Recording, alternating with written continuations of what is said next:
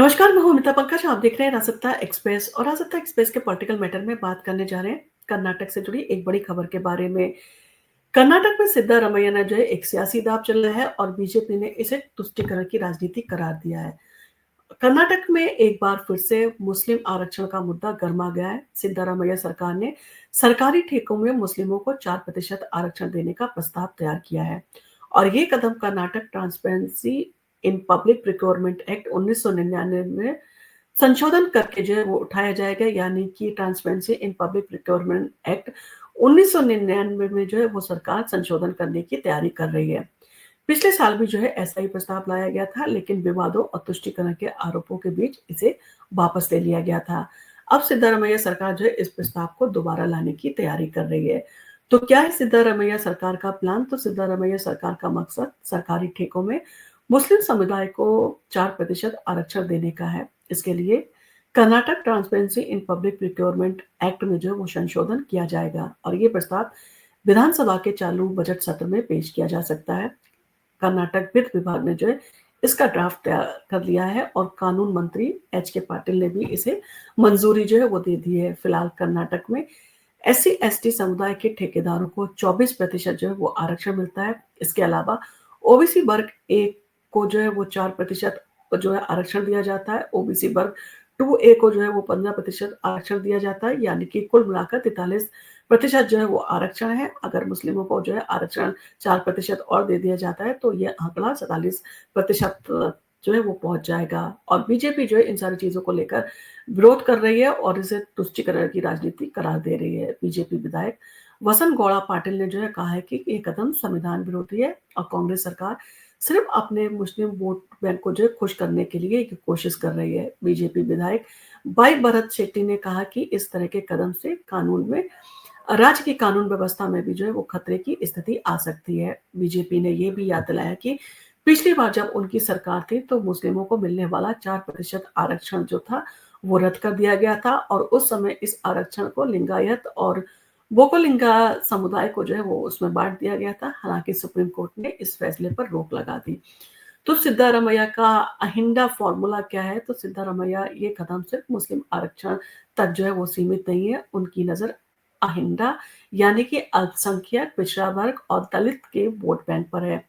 और कर्नाटक में जो है मुस्लिम आबादी 13% है और दलित 17% है, आदिवासी 7% है और ओबीसी 40% है। यानी कि अहिंदा का ये समीकरण कांग्रेस के लिए बड़ा वोट बैंक है। और सिद्धारमैया जो है इससे पहले भी एससी एसटी और ओबीसी समुदायों को सरकारी ठेके में आरक्षण देकर जो है अब उनका समर्थन जो है वो हासिल कर चुके हैं। अब वो मुस्लिम समुदाय को भी जो है इसी तरह से आरक्षण देकर अपनी ओर मिलाने की कोशिश कर रहे हैं। उनका ये मानना है कि ये कदम सामाजिक न्याय की दिशा में एक बड़ा कदम जो है वो होगा।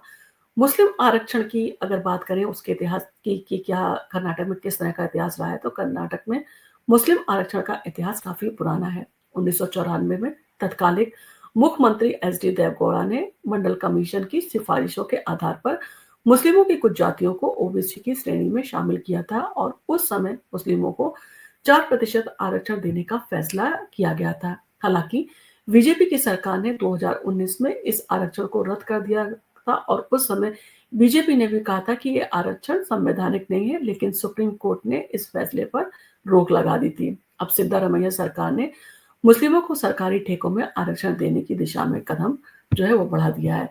तो क्या है सिद्धारमैया की रणनीति? तो सिद्धारमैया रणनीति एकदम साफ है।